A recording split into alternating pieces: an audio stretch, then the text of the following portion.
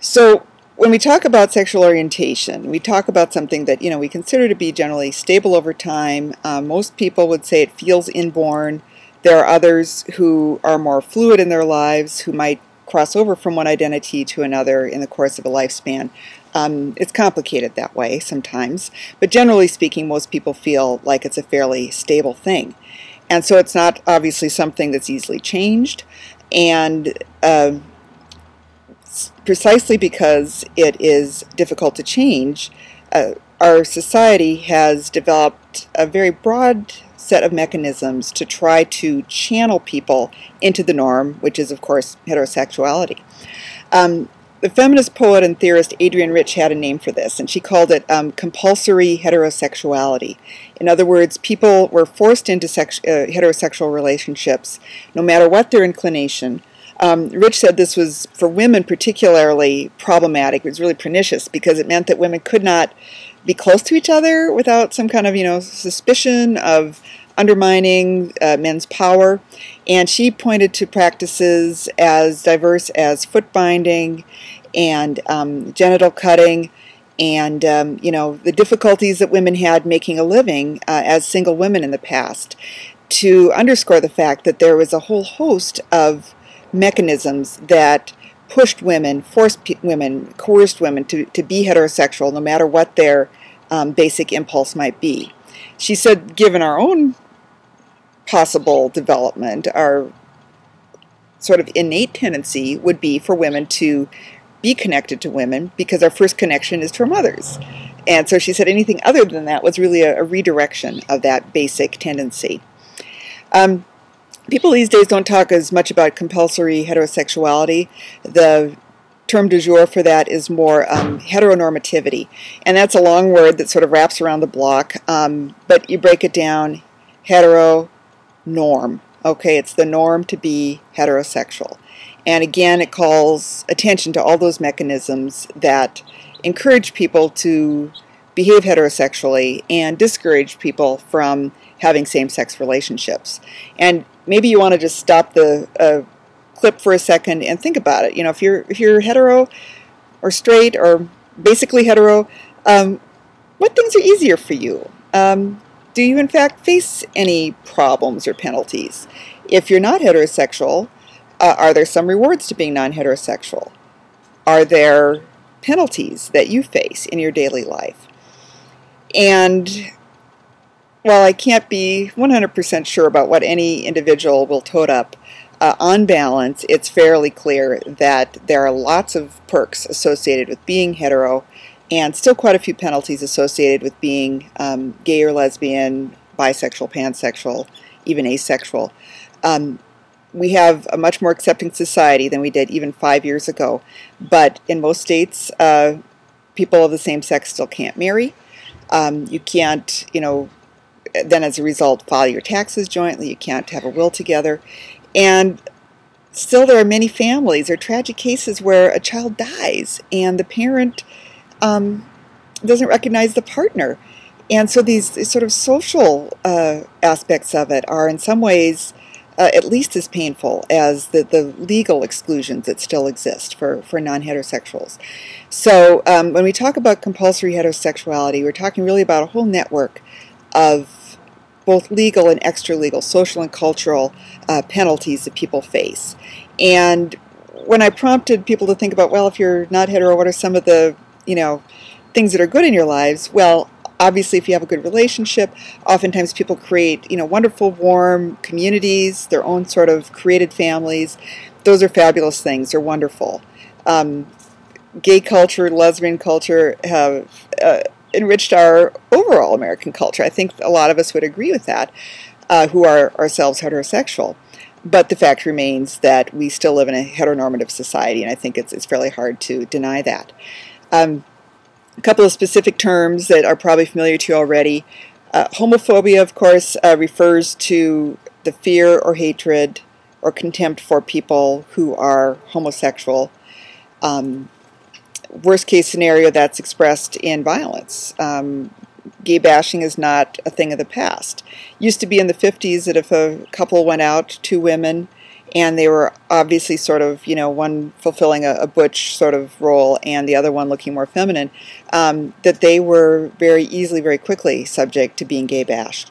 But this continues today. There are incidents every day of people either being beaten up, hateful graffiti, defacement of things, and it's not just, in sort of hick towns or whatever, there's really no place where it's as safe to be homosexual in this country as it is to be heterosexual. So homophobia really highlights the fact that there is still outright and open bigotry, as well as a lot of more subtle bigotry. My mom just yesterday told the story of a friend of hers who meets her for bridge and has a great-grandchild. Almost everybody in the group has some connection to a gay or lesbian within their own family, or is themselves gay or lesbian. And this friend of hers said, I've really reached a point where I can be accepting, and I just love him so much. But I have to say it was really hard when he brought his partner home. And my mom's friend Irene, who's lesbian, said, well, but then you haven't really quite fully accepted it, have you? And so, it's a process, right? And especially for the older generation working through that, people who've been taught religiously that it's wrong, an awful lot of people these days reject that as a sort of, dogmatism. But getting to the point where there's a sort of gut level, heart level acceptance is, I think, still a different matter for a lot of people.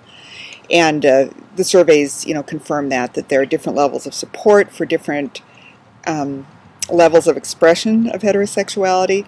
There's this sort of contingent who will say, fine in their own homes, but I just don't want to see it. There are others who will say, well, I can see it, but let it not happen in my family. Or yes, I've, accepted my family member, but, does he really have to bring his partner to this family reunion? Or, do they really have to get married? So there are all these different layers of homophobia, and some are subtle, some are deadly, and everything in between. Now, when it comes to bisexuals, they face some of that same, direct, obvious homophobia, particularly if they're in a same-sex relationship. Bi men face, on top of that, the sort of presumption that they are not really bi, they're actually just gay, and they're, sort of marking time until they can actually come out of the closet.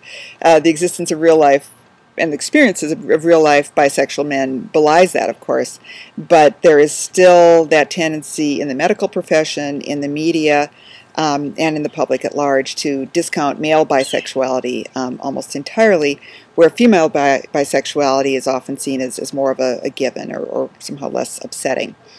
As you'll read in the article for this week, bisexuals can face rejection from within the homosexual community because they can be seen as less reliable, whether as political allies or as partners in love. Bisexuals have the possibility of availing themselves of straight privilege, meaning if they decide to get involved with a member of the opposite sex, they can pass as straight, and they don't have to fight the fight anymore unless they want to. And that sometimes leads to tensions and to feelings that, well, can we really trust this person? Can we really rely on them? On the other side, Oakes and Deal say heterosexuals have their share of prejudices and stereotypes too. One of them being this sort of aforementioned problem that my student mentioned, the idea that you're always up for it, that bi people are promiscuous, that simply because you're attracted to both sexes that you're going to be attracted to everyone of that sex. And I don't know about you, but I, as a woman, am not attracted to every man that I meet. And I'm pretty sure that if you, look around you, you are not attracted to everybody who's in your, category as being potential love mates due to your orientation. So, clearly this is a myth when it comes to bisexuals. It only takes about 2 seconds of logic to dispel it. But it is still something that's out there, and it's quite pervasive, and it's really annoying for bisexuals. The final point that I want to mention before I wind this up is lesbian baiting. And we now live in a society where, any of you who watch porn, I'm sure, none of you are really porn viewers, but, maybe you saw something on your roommate's computer. Anyway, bisexuality between women is a real fixture of porn for straight men, right? Or porn for straight audiences, if you want to see it more broadly. And because of that now, and the sort of phenomenon of girls kissing in bars and, putting on a show for guys, bisexuality, or excuse me, lesbianism even, is seen as something that can be hot, right? But the women have to be made up, they have to look feminine, and on some level they are performing it for men. So it's, part of a heterosexual ritual or turn on or whatever. It's not legitimate, or at least in many cases, it's not, true lesbianism. It's a show. And when people really are lesbians, they can have very different kinds of experiences. They can, be told that all they need is one good man to set them straight. They can be raped. In South Africa, there has been a veritable epidemic of what's called corrective rape, where men rape lesbians with the idea that they are going to rape them straight. And so, it's, and I don't want to, by mentioning South Africa here, I don't want to other the problem. I want to point out that the presence of lesbians in the heterosexual imagination does not mean that lesbians are accepted in every single way. And in fact, they too can be subjected to violence just as gay men can. And in particular, when women, as Suzanne Farr writes, are forward, if they're bossy, if they're pushy, if they're, independent, if they kind of act like they don't need a man, then they might be lesbian baited. In other words, they might be called a lesbian, not because they're necessarily thought to be lesbian. They might be lesbian, they might be straight, who knows. But the term as an insult is meant then to keep them in line. And that's what lesbian baiting is all about, keeping people in line.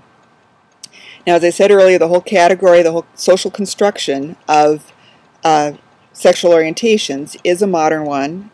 As such, it's malleable, it's changeable, it's changing as we watch it. But we're still at a point where certain sexual identities are stigmatized, are not legally equal. And in my next clip, I'll turn to that question of legal equality and where does that stand anyway. All right, guys, thanks for listening, and I hope that the California background didn't make you too envious.